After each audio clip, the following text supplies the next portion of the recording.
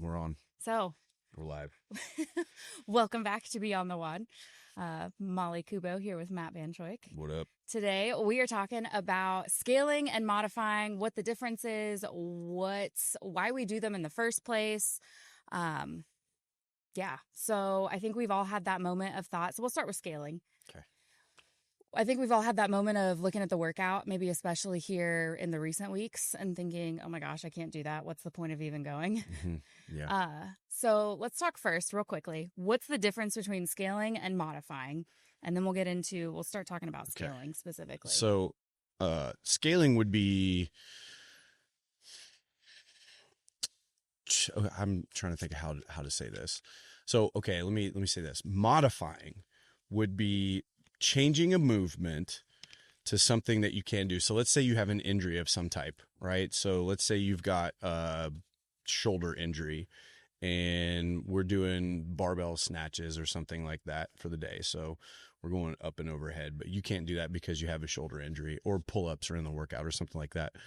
Because now you have this injury, we need to modify the movement into something else or something different, which could potentially be like something that doesn't even look like what we're doing in the workout, to work around that injury. Scaling, on the other hand, might be using a progression or a variation of a specific movement, or changing up some loading or something along those lines, because maybe you don't have the skill or the capacity or the strength to do that one specific movement.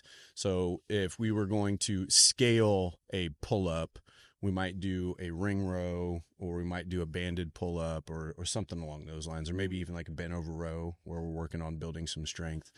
Where if you had that shoulder injury, I'm like, hey, we're not doing any kind of pulling. Do something completely different. Yeah, we'll do something totally different. Okay, So. got it. So let's talk why do we scale?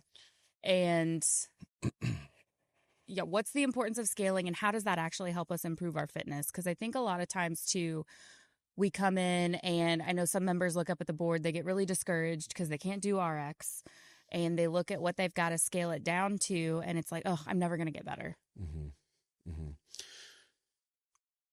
So scaling is really important because it's going to help us keep the intended stimulus of the workout. So we're going to say a whole lot of things here that I think people just really don't understand. So I feel like we're going to have to, let's take it. We're going to have to like back up and define what all of this stuff is. So the intended stimulus of a workout, right? So that is like the time frame that you're trying to achieve this in, or the loading that you might be able, or that we might be wanting you to hit in this workout. It's like the intention behind the workout, the feel of the workout. Yeah, the feel. It should feel. Yeah, the feel of the workout, right? So, so side note, like at the whiteboard brief, anytime we say the target for today is, and we're talking about, getting this done in today's is what, 12 to 14 minutes. 14 minutes, yeah. That's part of the stimulus. That's part of the stimulus. So because we want to achieve that time frame for today's workout, so we're going to do that 12 to 14 minute time frame is what we're after.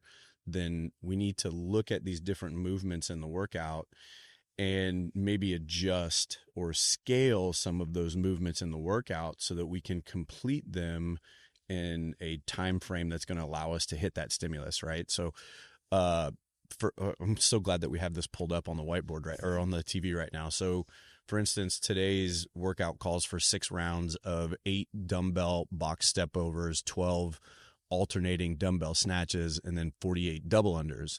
So if we can put that workout like right here so everyone can see it, this is the workout of the day. Okay.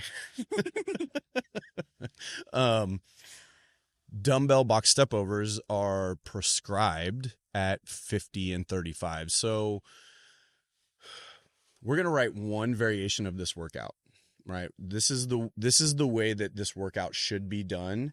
And this is the stimulus or the time frame that we're trying to achieve for this workout.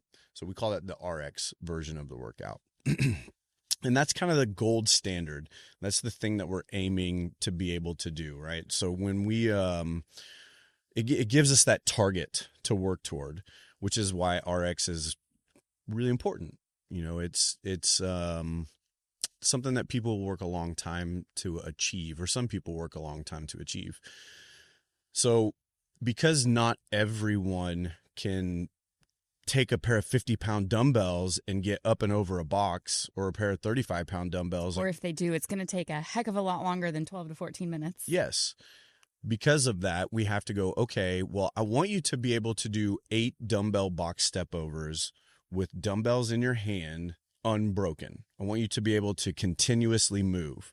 Well, for me, if I'm trying to move 50-pound dumbbells up and over the box, I might be able to get one step and then have to stop and take a break, and then another step and stop and take a break.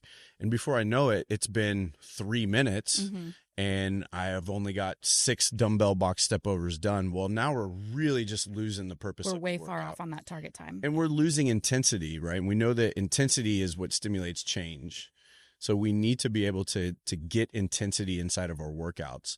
So in order to be able to get all of those box step ups complete without stopping and keep the intensity in my workout, it's likely a better choice for me to go ahead and drop the weight of that dumbbell. So maybe I'm going to use a 35 instead of a 50 or something along those lines. Or maybe we're going to adjust the height of our box so that I can move a little bit quicker through that, or both. Or maybe we're going to scale into something completely different anyway. Maybe we need to go into a lunge step or some other kind of single leg work. So there's a lot of things that go into it, but I think at the core of it, the base of it, that's what we're talking about. And I think it's worth noting too, you can scale up. So we talked about preserving that stimulus, and a lot of people have this negative connotation around scaling. But RX Plus, guess what? That's a scale. Is a scale. Yeah, 100%. So if you can go really, really, really fast with 50s in your hand, well, we're missing the stimulus. We're still missing the stimulus. That's just not heavy enough for you. And intensity is relative, right? What is intense for you? What is intense for me? What is intense for Coach Charlie? Those are all going to be very different things. So, scaling up is a thing, and again, I think you have to remember that the goal in here is to increase our fitness, right? So if we're looking to increase our fitness, what are we talking about? What is fitness? Oh, man. You're going to put me on the spot. Putting you on the spot. Oh, dear. Increase work capacity. Increase work capacity across broad times and modal domains. Across the lifetime. Across a lifetime, yes. Right. Which is then also your health. Yeah, that's your health, right? So if we're trying to increase our fitness, then we have to be able to get intensity in those workouts. And if we want to be able to get intensity in our workouts, then at some point you're going to find yourself scaling. That way you can go hard in these workouts. Yeah. And talking about the intended feel too of the workout, like we know, so for example, Fran versus Murph, like two very different stimuli, I guess, right? One is quick, intense, short burst, like you're firing on all cylinders, coming out in that anaerobic pathway. Whereas Murph, a lot longer, more of a grind. So, and this is where we need Coach Charlie coming in, talking about the science behind all of it. Yeah. We're working different metabolic pathways too. So when we put that time up there, it's not just for the sake of our timeline in class, like, hey, we only have 15 minutes left, so this needs to take 15 minutes. You'll notice we do a mix of, these longer 20, 25-minute AMRAPs, as many rounds and reps as possible, versus these short sprints of, hey, this is going to take 5 minutes, and I know that's going to be really quick and intense. And so we're working these different systems, energy systems, so that we are more well-rounded athletes. Broad time and modal domains. Yeah, that's what that part is. That's what that part is, right? So when you're talking about Fran versus Murph, so Fran, the stimulus for a Fran workout is it's fast, it's light. I like to think of it like holding your hand to the candle flame.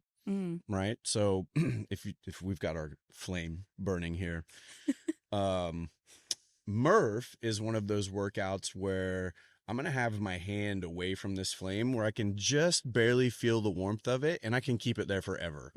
Right. So Murph is a 1 mile run, 100 pull-ups, 200 push-ups, 300 air squats, followed by a 1 mile run, which is a hero workout. Okay. So I want to be in that place where I can feel the burn and I can maintain that burn for a long time. When we get into something like Fran, which is 21, 15, 9 thrusters and pull-ups, I want to get my hand as close to that flame as I possibly can, but I'm not going to be able to hold it there for very long, right? So that's kind of the difference between those two workouts. Yeah. So scaling, changing that so we're still preserving the stimulus, right? So for example, Fran, prescribed weight for Fran. 95-65. Okay, so 95-65 RX. So scaling options. I know I'm not going to be able to do that in what's the time frame we're looking for? Yeah, so most people like 4 to 6 minutes. I mean, ideally, I would like to see you done with Fran in 6 minutes, but 4 minutes would be awesome. But for most people, I think 6 minutes. Around yeah, 6. So I know I'm not going to do that in 6 minutes. So that's going to look like lowering the loading, maybe changing the pull-ups to hard ring rows or a row or some variation of that. So scaling. Murph, same idea, right? Murph, we want to get done in what, like 45 45 to 50 minutes. 50 minutes. Somewhere in there. So same thing, we can scale back the distance on the run. We can change the pull-ups. We can modify it to, or scale it to Cindy, which is a scale, by the way. I think a lot of people do it Cindy style and call it RX, which it's definitely not. Totally different feel there. So real quick, also, why is it so important to differentiate the difference between RX and scaled? I mean, yes, we know that people work hard to get to that RX point, but kind of going back into, I think 2 episodes ago, we talked about virtuosity. How you do one thing is how you do everything. Yeah, standards are important. And RX is our standard for the workout. Like I said, it's kind of the gold standard, the thing that we're aiming to achieve. For me, it's RX is, it gets put up on this pedestal where I think a lot of people think, well, if I didn't do it exactly the way that it's written, then I didn't do the workout. And that's not true. It just gives you something to aim for.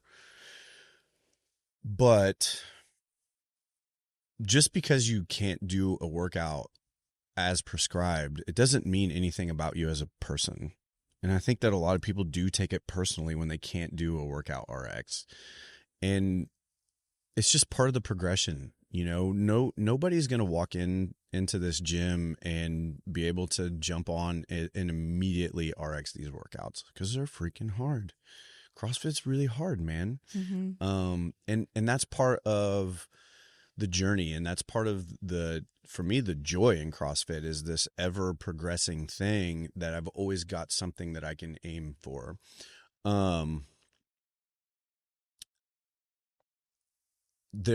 There are standards that we have to hit when we're talking about RX. So if we're doing something like Cindy, for instance, so 5 pull-ups, 10 push-ups, 15 air squats, round and round you go for 20 minutes, as many rounds and reps as you can complete.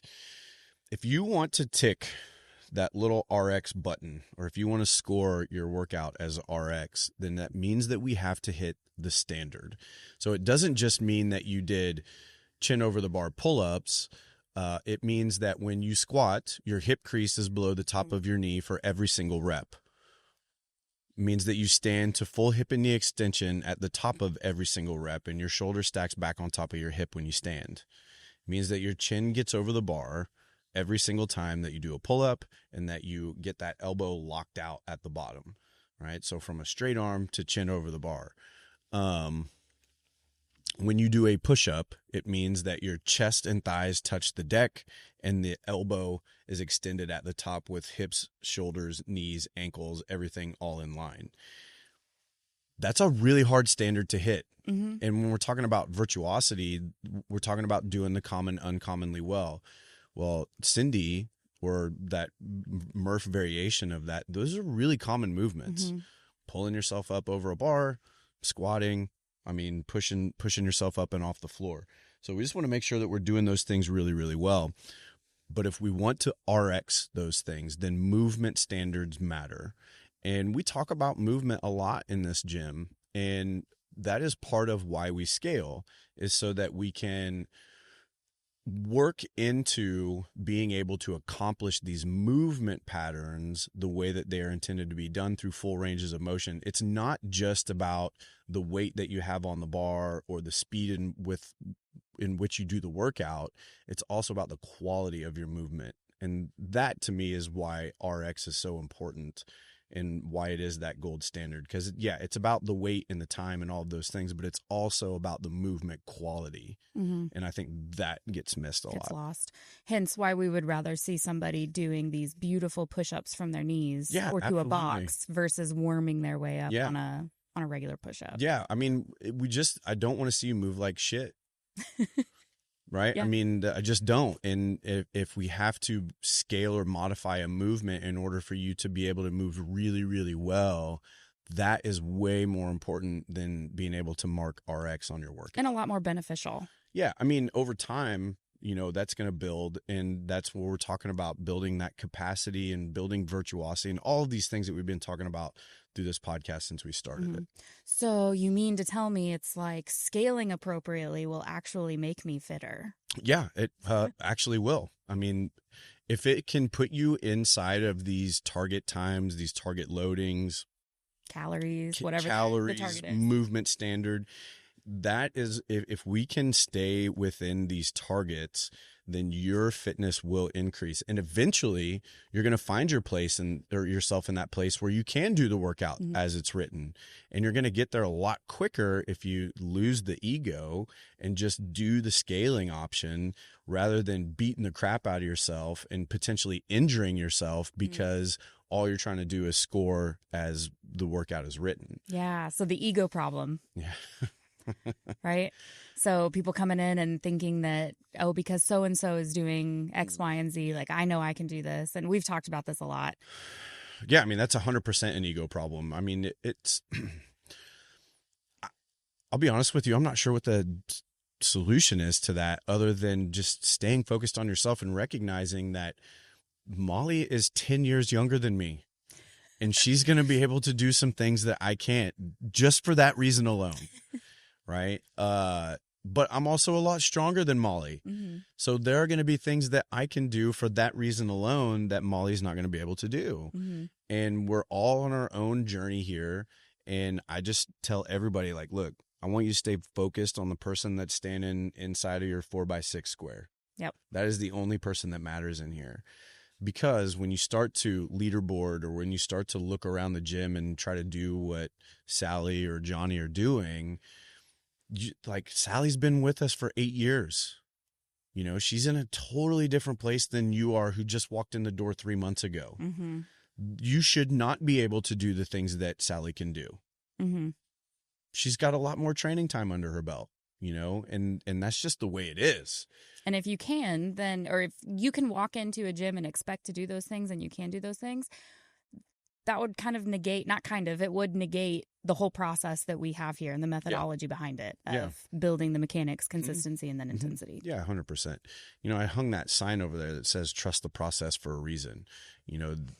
The scaling is part of the process.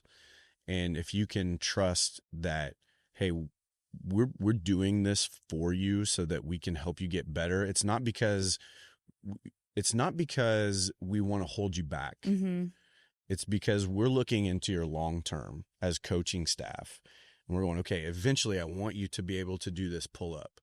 So if I'm thinking about how over time I'm going to be able to get you to this thing, then here are the things that I want to do on this timeline to get you there. So in our heads, we're plotting. We're scheming. Plotting and scheming for our athletes. Yeah, 100%. We're trying to think of the best ways to be able to get you there. And there are a lot of things that go into it when we're thinking about scaling and modifying. It's, when we're scaling in gymnastics, I'm thinking about, hey, do they have the strength to be able to do this movement? If they don't have the strength, then how can I scale in a way that's going to help them build the strength to be able to do this movement in the future? Or do they have the skill to be able to do this movement? If they have the strength, but they don't have the skill, then I'm thinking, okay, what skill piece can we work on to help them eventually be able to do this thing, to put some stuff together? Sometimes it's, if I'm modifying a movement, maybe I'm thinking about what am I trying to get out of this thing? So if we're doing cleans or snatches or something like that, we're working on this really explosive, and I'm probably jumping around here on you. We're doing this big explosive hip extension movement, right? Where we're trying to get our hips involved in this motion. So I'm going, okay, if we can't go overhead, then what are some things that we can do to get these hips involved in this movement? So it might be something like a kettlebell swing or a box jump. I mean, it's not random. Right. We're really putting a lot of effort into There's a lot of thought that goes into how are we getting, and it's not just those things either, but sometimes we have to think about and consider like your psychological versus your for the day. Yeah, and your physiological, right? So, I mean, do you want to go into that? Yeah, I mean, sometimes just overall, sometimes we walk into the gym and that's the workout for the day is coming in. Like that was the challenge and the stimulus is showing up. Yeah. And so we need to scale and adjust workouts for that too. I mean, if you come in and I think we throw this around like, oh, I'm just here to move today. Yes, there's that. But there's also sometimes where truly like I'm just here to move. Like I don't have the capacity to, work on these beautiful snatches or, some of these really complex movements. And your coach is still there to help you through that. That's not a pass to just not do it. But how we approach it is going to look a little different. Well, in those moments where it's, man, I'm just trying to get in the door today. That's about building the consistency. That's about building the discipline to be able to continue to come in the gym. So while we're here, every time you walk in the door of the gym, no matter who you are, no matter if you've just started or if you've been here we've been open for 8 years, almost 9 years, almost 8 years. I can't even remember now. Anyway, 8 or 9 years. Every time you walk in the door, you need to check on these two things. One, where's my body physically today? Right? Have I been to class 4 times this week and this is my 5th class and I'm feeling trashed? Starting to feel it. Yeah. Or, hey, is this my second workout this week and I'm feeling pretty good? Right? Give yourself that physical check-in. Or my first workout in 2 months. Yeah. Yeah. Or and that's, I mean, all of those things matter, right? So we're going to give ourselves that physical check-in. Then we're going to do a mental check. How was your day today? Did you have a really, really hard day at work? Did you have an awesome day at work? Are you and your spouse struggling? Are you going through it with your kids? There are so many different things that affect that affect us all in different ways. We have to figure out where we're at. So on a scale of 0 to 100, physically, how do you feel today? Well, I feel 90% physically. Cool. Mentally, on a scale from 0 to 100, how do you feel today? Well, man, I'm like 40% today. Like my head is just, my brain is fried. I'm stressed out. All of these things are going on in my life. Okay, so 40%. 40% is what we're after. I want 100% of your 40% today. And that's it. That's all I can ask for. And flippity flop that on the physical side. If you're mentally feeling awesome, like, dude, I'm 100%. It's been just such a great day. If you're a salesperson and you made $1 billion in sales today, it's been the best day ever.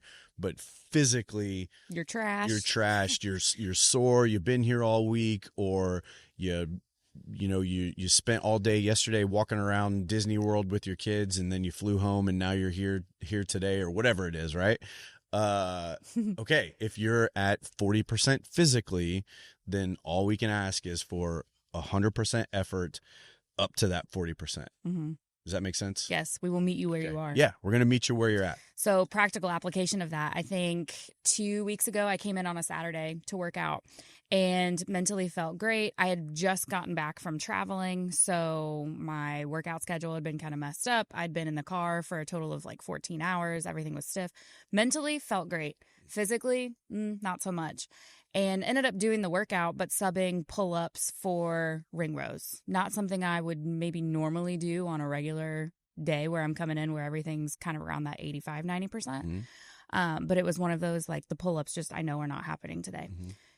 again, has nothing to do with my capacity and ability to necessarily do them. It was just for that day, right? Mm-hmm. So I think it's important to know, especially on the mental side, how much those things impact us in the gym. Yeah. Yeah. 100%. And I mean, to that, we're talking about scaling and modifying and doing all of these things. So I've been doing CrossFit since early 2013, late 2012, somewhere in there. I want to say late 2012. It would have been around Thanksgiving of 2012. Anyway, I've been doing this stuff for a long time. It's been a minute. Yeah, it's been a minute. And there are still at least two workouts a week that I just have to scale the crap out of them, right? So we have these different levels. We have a silver, a blue, a white, and a red. So white is our beginner, red is our beginner, white is our intermediate, blue is our RX, and then the silver is our advanced. So there are probably 2 to 3 workouts a week that I'm doing at that RX level, and then 2 to 3 workouts a week that I'm doing at the red level, at the beginner level, because I have to scale them back so much. And it's not just scaling. I've been doing a lot of modifying recently too. So I injured my back because of my ego about 6 or 7 months ago. And I'm just now getting back to a place where I feel like, okay, I can do some of this stuff. I'm still struggling to go in a wide grip with both arms overhead, like with the barbell, with intensity and speed, right? I can go intensity and load, but I cannot do intensity and speed just yet, or I'm not ready for that. So up to, this point, every time we go overhead, I'm changing this movement out. Instead of using a barbell, I'm using the dumbbell, and I'm going, single arm overhead stuff. And that has helped me in this comeback quite a bit. And while I was going through all of that recovery, I mean, I didn't miss any workouts, but I had to modify the crap out of them. So perfect segue. Let's talk about modifying now. So we've spent this whole time talking scaling, changing the movement, maybe because of a skill or a strength issue, right? We're working towards that as prescribed, that RX, which, side note, it's called RX because it's a prescription. And this is a holistic health-based fitness. Yeah. So just throwing that out there, kind of a cool Easter egg. So let's talk modifying. So modifying is when we've got to completely change the movement because of a limitation or an injury. So you just mentioned that, and something you said is that you didn't skip workouts. So this is probably one of the biggest things that I see a lot with our members. And I mean, I know I've fallen into this trap too of thinking, well, I hurt whatever body part, I'm going to take some time off. Yeah. And I know we see a lot where that time off turns into maybe never coming back. Yeah. I mean, I've ran 2 gyms. We had one in Vincennes at one point, and now I have this one. I've worked with hundreds of gyms all over the world, and it's crazy common to see people, something happen to them, and they decide, well, I need to take some time off and heal. And then they stop moving completely, and then it is really, really hard to get back into it. And then, that fear starts to creep in of, man, I got to start all over again. Starting from scratch. And then they just never come back. So I would say, don't stop, right? Don't stop. So with my back injury, I had to do a lot of stuff from like a seated position with my back supported. So for instance, dumbbell cleans might show up in a workout. Well, there is no way that barbell cleans might show up in a workout. There's no way that I'm loading up with a barbell in front of me and then doing this big giant jump shrug, do all of that stuff, and then land through this dynamic position and catch a barbell on my front rack. Landing hard in your feet. Yeah, that is not going to happen when I have a back injury going on. So shouldn't. Yeah, and it shouldn't. So there's no way that I'm going to get violent hip extension in with a back injury. It's just not going to happen. There's no jumping and landing. I can't do any kind of impact. So I would do maybe like a seated dumbbell curl, which is not the intention of a clean, but it's what I could do. Right. So I would flip that incline bench up as straight up and down as I could get it, and I would scoop my butt all the way back against it and make sure that I'm keeping my shoulders back against that thing, and I'm just doing strict curls. And it was all that I could do to replace something similar or even remotely close to that clean.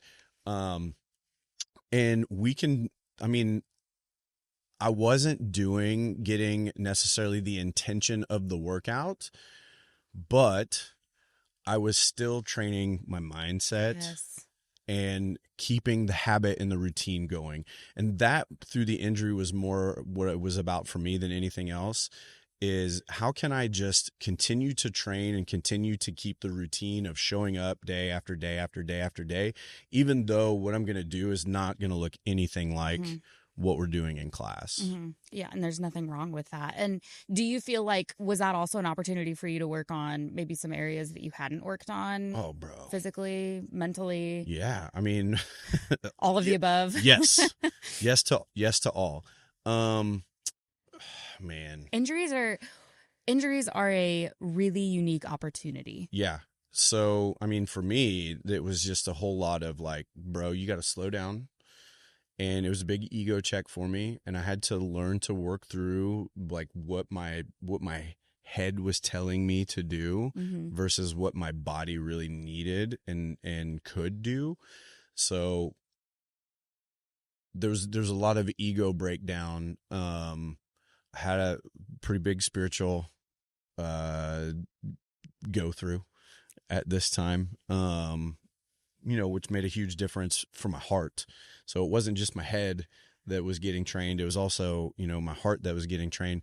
But, from an aesthetic standpoint, I was able to spend a lot of time just focusing and isolating on very specific muscle groups that, we don't typically train in CrossFit. And I put on a lot of muscle mass during that period of time where my back was hurt.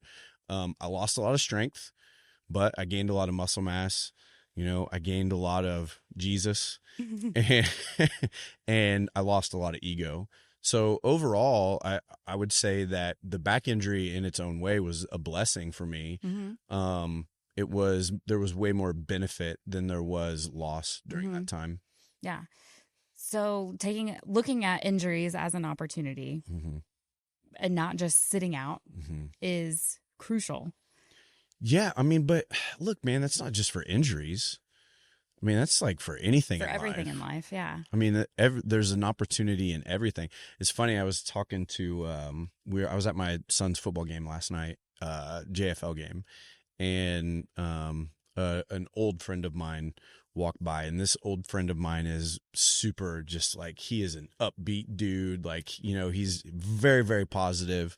He's a youth coach. Sport coach. And our football team is not that great. We're not that good. We are a bunch of sixth graders trying to figure it out. And he walks up to me and he's like, "Hey man, what do you think about today?" And I'm like, "Well, I don't know. We'll see. Hopefully it's better than last week." And he says something along the lines of, "Every day is an opportunity to get better, isn't it?" Like, and he was just, like right there, like every day is an opportunity to get better. Every moment's an opportunity to get better. Every play is an opportunity to get better. And I was like, yeah, man, you're right. Like, it's always there for us. It's just in how we think about it. It's in how we frame those things in our mind. We could have walked into that game going, well, we're going to get our butts kicked and just lay down and just go and get our butts kicked. Or we can go out there and look at every play as an opportunity to tighten up, our stance, or tighten up that first step off the snap, or, figure out our execution on these plays, or learn some schemes. Like, there's always something that you can be working on in football. Football is life, right? CrossFit is life. CrossFit is life. Yeah. And CrossFit is the same way. When you're going through those times of injury or where maybe you've laid off and you're coming back and we're just starting to get back into it, and you can't do things the way that you want to be able to do them, but we're just trying to figure out how we can do something.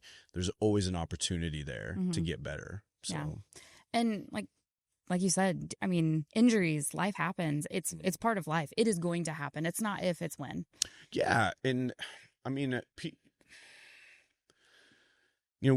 injuries get talked about a lot in CrossFit. There's this weird, this idea that CrossFit is so dangerous, and it's not. It's not. And side note, I know most of the injuries that we see our athletes dealing with are things that happen to them outside of the gym. Yeah. That have nothing to do with what we were doing in here. Right. And again, that stuff is unavoidable, right? Like yesterday, my father-in-law fell down the freaking stairs at the football game. Like, you know what I mean? Like he's been doing CrossFit almost as long as I've been coaching CrossFit, and he's been through 2 knee replacements. We've trained through those 2 knee replacements. He's got the grossest shoulder that you've ever seen. I mean, just this is about all he's got. Like, he cannot straighten his arm up and overhead, and we've been training through all of that stuff. He's a 20-year military guy, and his body's just been beat up, and we've trained CrossFit through all of those things. But yesterday, coming down the stairs on the bleachers, he went to step over a bleacher seat and tripped his foot up and took a good tumble. And that's where he got hurt, right? So he was trying to catch himself on the way down, injured his arm a little bit. So he's not going to be able to grip anything. Mm-hmm. Well, they're in town visiting this weekend, and we were talking about, hey, are you coming to class tomorrow? Because I don't get to get him in class very often. So I'm going to text him here in just a little bit and be like, look, man, just because you can't use your right hand today doesn't mean that you can't come to class. We can still figure something out for you. I think about this a lot in in this metaphor, I guess. So my dad had oral surgery not long ago, and just on one side of his mouth, could not chew, couldn't do anything on that side. So what did he do? He just didn't eat and died. Like, no, that's ridiculous. Right. He chewed on the other side of his mouth. Right. And I think a lot of times we come in with these ailments, these things going on, and we think we got to sit the whole thing out. And or the only thing that I'm going to be able to do is sit on the Echo bike, and no one wants to do that. Yeah. And no, that is so not it. There's a million things that we can do. Like, I've been thinking about it all morning. Like, I'm going to pretend for my father-in-law, like, we're going to tie that arm behind his back. Mm-hmm. Like, cannot be used. Right. So what are all of the things that we can now do with 2 legs and 1 arm? Mm-hmm. There's billion. It's endless. Yeah. We will be able to get him to do something. Yeah. He can still step up and over the box. He can still do some dumbbell snatches on the one side. Yeah. I mean, maybe we can get him into maybe some like mountain climbers instead of jump ropes, or you know what I'm saying? Plate taps. Yeah. Plate taps. Like, there's a bajillion things that we can do to get this guy going. Yeah. So, I think when you're going through that injury or something's wrong, and you're telling yourself that story of like, oh, well, I'm hurt, I can't go to the gym. You're just finding an excuse for yourself. That's all you're doing. You're just finding an excuse. Like, you're just talking yourself into, like, we all have that battle of like, man, I did it 2 nights ago.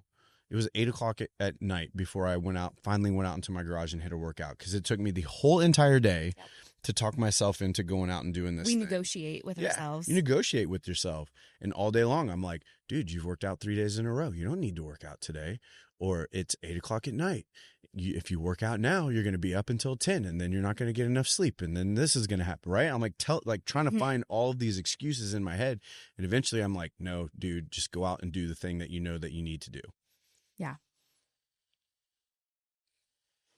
Too often, we let those excuses win. And that's all it is.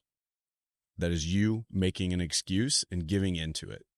And one leads to another, and then suddenly you're 6 years down the road and you look back and you think, how did I get here? That's how. Well, I think that habit builds just like the excuse habit builds, just like fitness habit builds. Yes, 100%. When you continued to make the same choice time after time after time after time, well, now you've developed a discipline in that thing. Mm-hmm. And now it's a lifestyle. Yeah. Right? So you can choose that excuse that, oh, well, I'm hurt, so I can't do this thing. Or you can make the excuse to actually go into the gym and take care of your health and your fitness so that you're still moving that needle closer to fitness than it is to sickness. And funny enough that we're talking about this, so you know what happened or what was going on this last weekend in CrossFit Games world? The adaptive games. Yeah. Yeah. So you want to think that, oh man, I can't work out because of X, Y, and Z. Watch those guys. Man, I mean, it's crazy. We went to Wadapalooza, so down in Miami, Florida, maybe 5-6 years ago.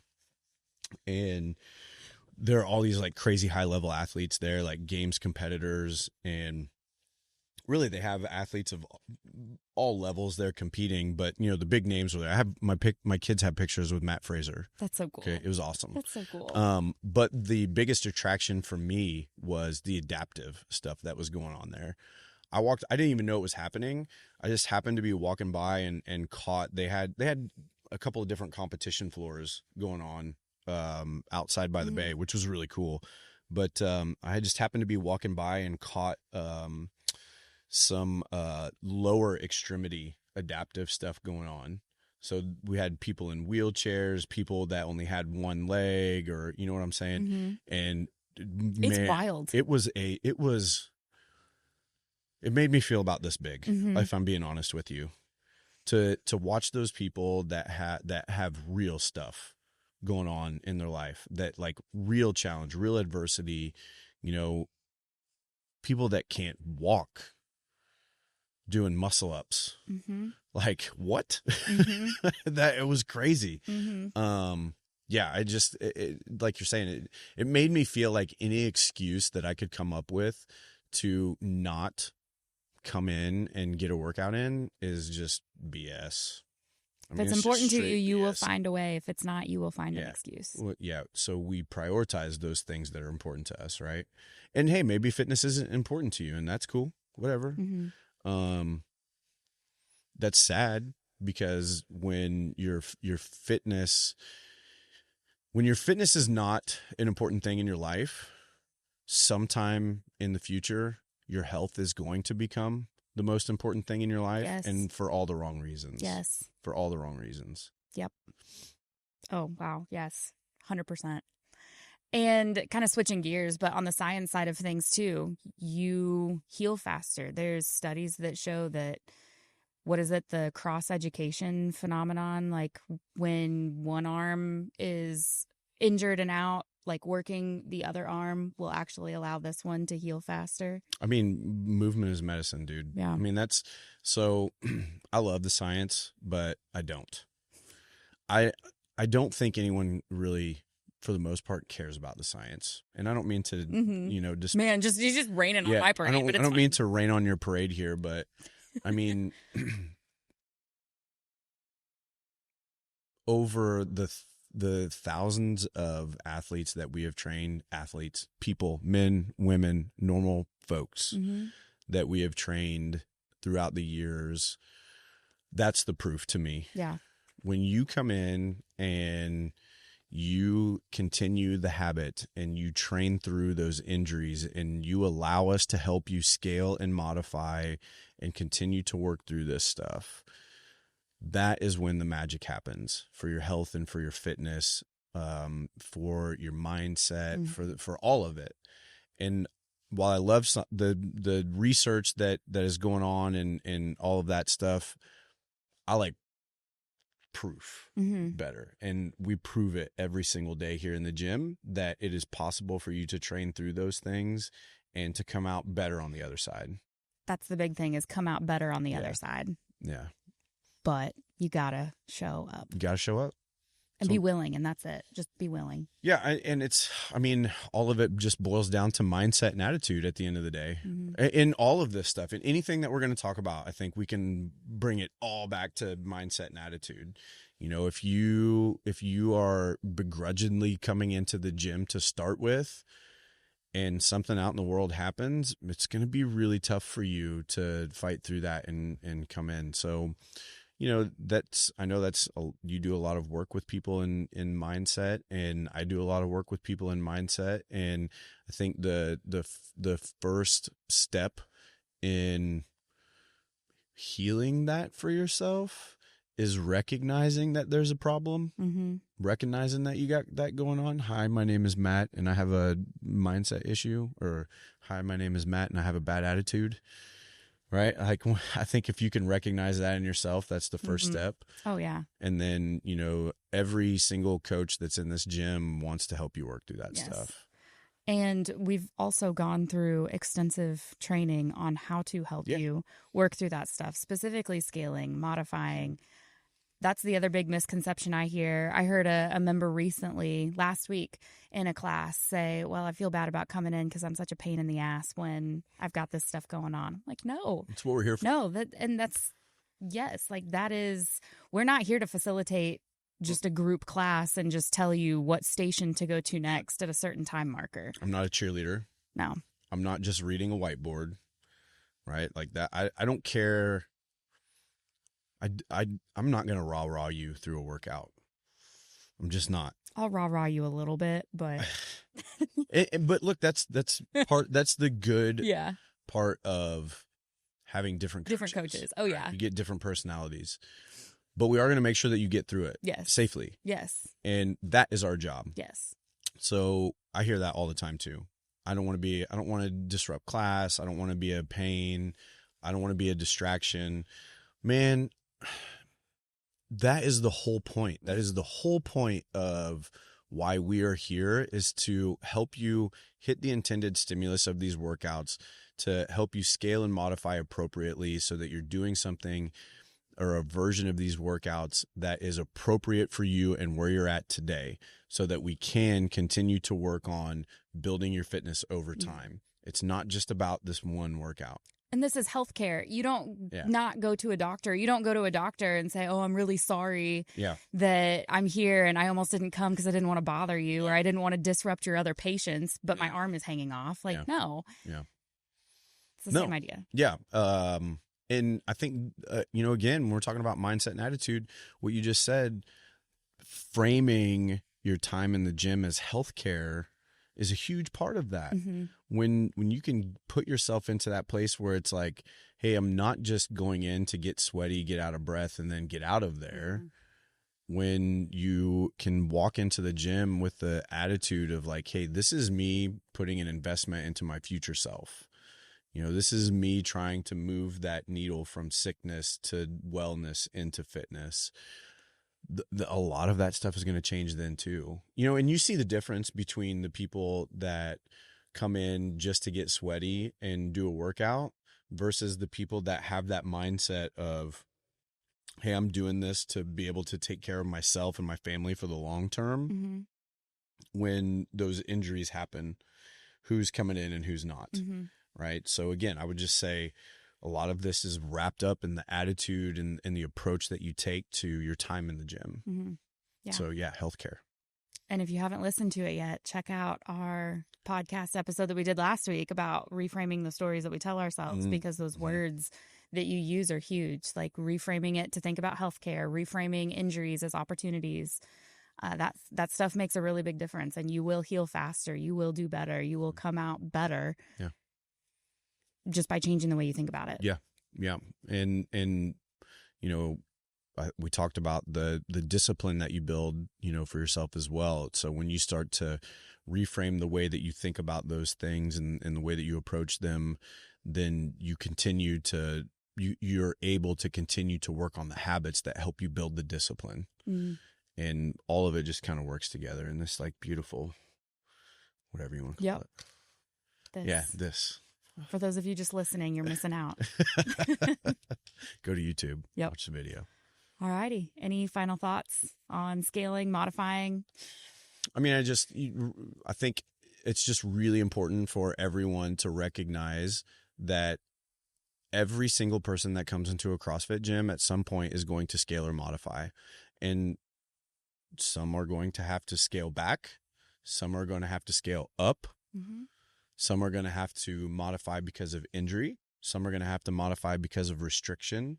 Some are going to have to modify because of maybe some fear. Mm-hmm. Right? So it's going to happen, and it's not a big deal. Mm-hmm. Like, nobody cares except for you. Yeah. Yes. No one cares but you. We're just, and as a coaching team and a coaching staff, we're here to help you work through those things. That's the whole point, so that you can come in and get a dose of intensity daily in a way that's going to be safe and appropriate for you. Love it. Cool. Love it. Love it.